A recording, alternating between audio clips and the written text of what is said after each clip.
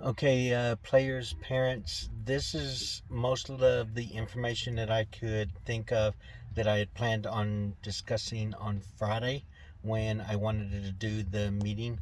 I apologize for that. I know it was very last minute before getting it set up, and then I ended up not making it on time.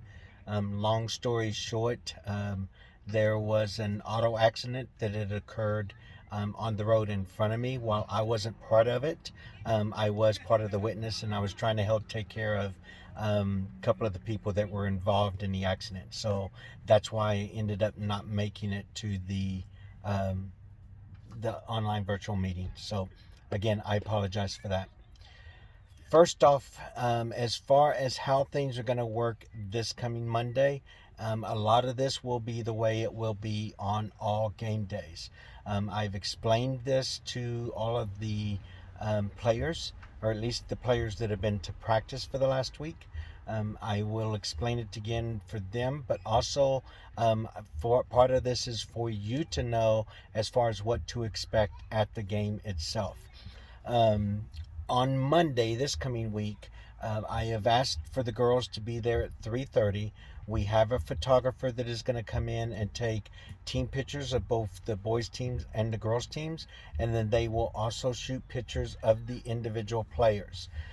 There is a form that I've printed off that you can be able to use to order pictures if you would like to. They also have the ability after the pictures are done. There's a website where you can go in, review your pictures, and then still order them afterwards as well. But either way, I did send the form to you as far as the basic order packages as a picture earlier today. So please look that over. If you can be available to be able to order them on Monday, that's great. I will have the forms at the school when you get there on Monday. But after that, as far as that, we will start doing that. The plan is to start shooting at 4 o'clock.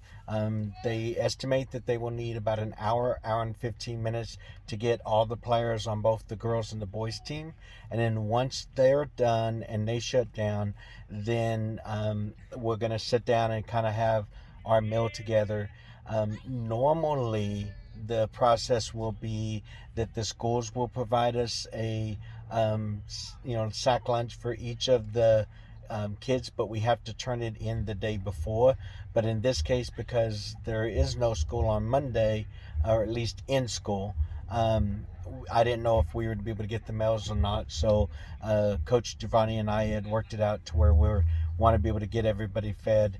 And one of the other problems that I have with regards to doing the lunches is everybody has to do it the day before. And if you don't do it the day before, then I run into problems. So for the future games, we'll figure out what we want to do. But at least for tomorrow night, I wanted to make sure, since the girls were coming early, doing the pictures, we're going to be issuing out uniforms, everything like that. Players, as far as issuing the uniforms, for those that were a part of the team last year was the first year that the school was put together, and because of that, we have very limited equipment and uniforms. And last year, they ordered 20 uniforms for the white kid and 20 of the blue kid, and they just were number 1 through 20. But the problem that I ran into last year was I didn't have enough of the correct sizes for all of the girls, because there was like a number 1 and a number 2 which were extra small, and those, it was kind of hard to find players that could fit those. So it makes it really hard to give everybody an assigned number, because we have 24 players, and some players may not be eligible to play at one point or another, and so it makes it really hard to assign numbers as far as a permanent number for the year. But this year, I'm going to be able to do kind of it, and here's what I mean by that. We went to the high school and we took a bunch of their old uniform kits that they had all boxed up and in storage and everything like that.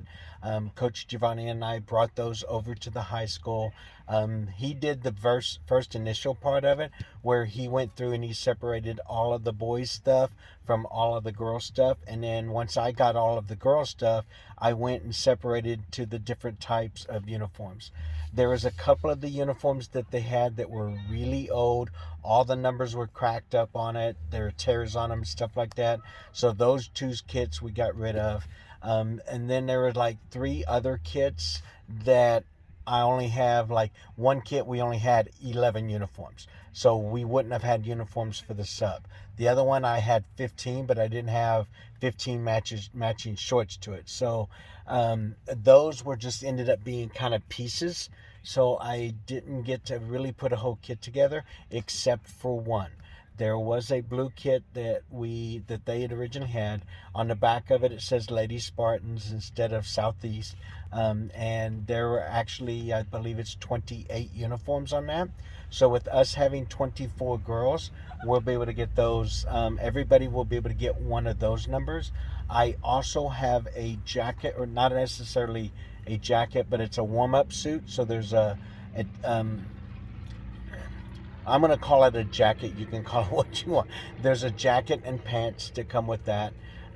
So when we get there tomorrow and I go to issue you uniforms, you should have, all of the starters will have a number assigned to you that should correlate with a number that's on the original kits.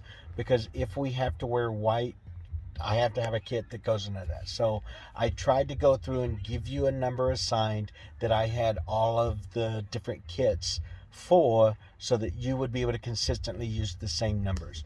The substitutes, quite honestly, most of you are going to have one number as your warm-up suit, a different number may be part of your uniform, and then if you do play on, if you get moved up as a starter, then you may end up with another different number. So numbers are going to count on a day, game by game. But on Monday, I will assign you a primary number so that you can at least say that number is yours. Somebody may else have to use it, but you can say that number is yours. But it's the best that I can. Schools aren't like teams. Parents don't buy the uniforms. They don't get to choose what your uniform number is. The school provides them. Those uniforms have to get used over and over. And so what will happen with those is on Monday, I will assign you what your number is. You will go into the locker room. You will change out into your uniform. After you come out of your uniform, out of the locker room, we'll get you set up to do your picture. And then once all the girls are there and ready, we'll do the girls' team picture. The same thing will be happening on the boys' side. Once we do that, then we'll sit down and we'll eat and everything. Then you can put your warm-ups on, and then we'll load up on the bus, and then we'll go to the stadium. Once we get to the stadium, I planned on being there at about 6:10. Just depends on what time we get done eating and everything. So once we get done there and we get to the stadium, I plan for you to have a few minutes just to be able to kind of warm up, or just to kind of kick back and relax.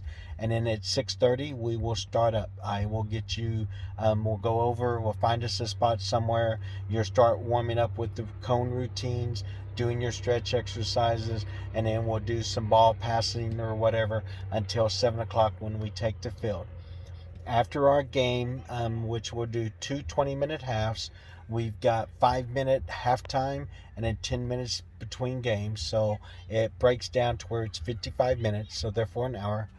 So our game would end at 7:55, and then the next kids will, or the boys will start up at 8. And then once, let's see, I said we start at 7, we end at 7:55. The boys will start at 8, they end at 8:55. We will then load up on the bus and drive back to the school. Once we get to the school, you need to change out of your uniform back into your regular clothes. And then once you get that done, if your parents are there, you can leave. That being said, parents, I know sometimes that it would be really helpful if you could just bring them to the games and take them home, but I am sorry, the school rules are they must ride to the game on the school bus. They must go back to the school after the game. Unless there is a family emergency, I have to have them go back to the school on the bus, and then we release from the school. I think it has to do with liability, the safety of the kids and stuff. So, but that's the way it is, and you'll find that in high school it's pretty much the same way. Um, so that's as far as on the girls' side. That's what you can expect, and what we'll go through everything tomorrow. That being said, on the parents' side, I've had questions about this, and it's been kind of hard to get answers. I do know from what they have said, and nobody has changed the rule. The way it's supposed to work is normally there would be a gate fee for everybody that goes in, but from what I understand, they are not going to collect gate fees this year. There's normally a concession stand, and that concession stand is normally used as well. And so the normal process during a regular year is the home team gets to collect the gate fees and gets to collect the profit from the concession stands. And so those two bits of money get to go into the team's fund for using to get equipment and stuff like that. But because of the COVID requirements, they are not doing the gate fees. They're not doing the concession stand. It said on the rules, or it said on the information sheet, that every person that comes in and watches the game will be given a bottle of water. But so far, I have not been able to find out who's doing that, how they're doing that. So we don't know. I haven't been able to get anybody to tell me that that is going to happen or not. So I would recommend bring something to drink, because of the fact that I don't know that there will be anything else there. Okay. We will have water for the girls. We have got water bottles for each one of them, so they will have their own individual water bottle, and then I will have a water jug there that they can, or that it can be refilled in. Part of the COVID requirement is the girls can't refill their own deal. There can only be one person that actually dispenses the water, and it has to be an adult, which I guess that means I'm going to have to be the one that does that. So if they drink up all their water in their bottle, I have to be the one to refill it, because I have to sanitize my hands, put gloves on, fill up the container, give the jug, give the jug back to the player, and then throw the gloves away. So it's there's strict COVID. Um, while you're in the stands, what has been said is that there should be social distancing. You should keep space in between the different families, and all spectators are required to wear masks. I know that the city and the states are starting to drop the mandates. I will also say that Superintendent McDaniel just sent out a notification on Friday that as far as he and the school board are concerned, they are going to maintain a mask mandate with regards to the schools and all the properties of the schools for the remaining of the year. So I do not expect that they are going to lift that mandate for the sports games. So if you're a stand or if you're a fan and you're in the stands, you're supposed to wear a mask. So the one thing that I can tell you guys is they have stated in the rules that if there are families that refuse to wear the mask and they refuse to wear or to leave the facility, then the team can be penalized. They would be red carded for a penalty, in which case we then forfeit the game and we as a team have to leave the facility. So whether we agree with it or don't agree with it, that's the rules. That's what we have to follow. So please make sure that you're at least making the effort to appear to follow the rule and wear your mask. On the sidelines, the players are required to wear their mask while they're on the sidelines. Once they get onto the field, they're able to take their mask off. But then once they've come on, if I sub them off, as soon as they come off of the field, they need to put their mask back on. So that's just the way they're going to have to make sure they keep a mask on them at all times. See what else. We talked about the going home. We talked about the fan in the stands. Okay. I don't know of any other questions that there might be. So I think that pretty much covers everything as far as Monday goes, or tomorrow goes. The last thing that I will say is to please all of you, again, because of the short level of the season, and because we are a new club, I am trying to get equipment. I'm trying to get stuff that we can be able to have for the girls and be able to make the program bigger and go on. Unfortunately, a lot of that depends on funding, and the school has very, very limited funds that they can provide for the team. So most of the stuff that we get that comes from funding is going to require fundraising. Last year we did the one fundraiser. I think we ended up with about $460 that we earned from that. And this year I'm trying to, because of the short amount of time that I had to do anything, Coach Giovanni and I set up for some fanware on custom ink that I've sent the link out a couple of times. So far, there's only been 9 products purchased. I know that if I remember correctly, there's a minimum of 15 that have to be purchased before they will even print it.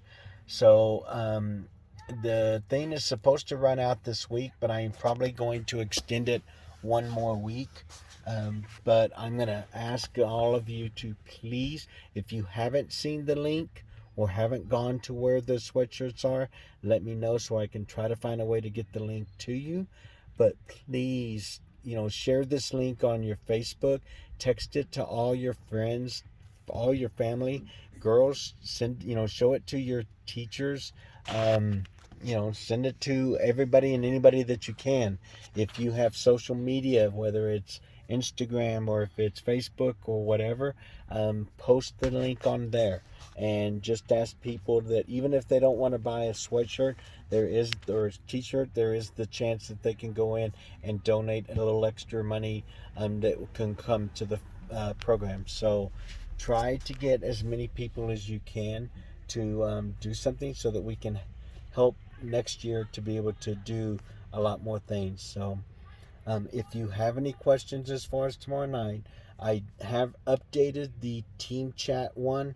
The team chat on the app allows everybody to communicate constantly with each other so everybody can see it, whereas the team messages, I send it out, you can read it. If you respond, it only comes back to me. So if you have questions or anything about how things are going to go tomorrow, please feel free to send me a chat or to send me a message, and I will try to get back to you as soon as I can. See you all tomorrow evening.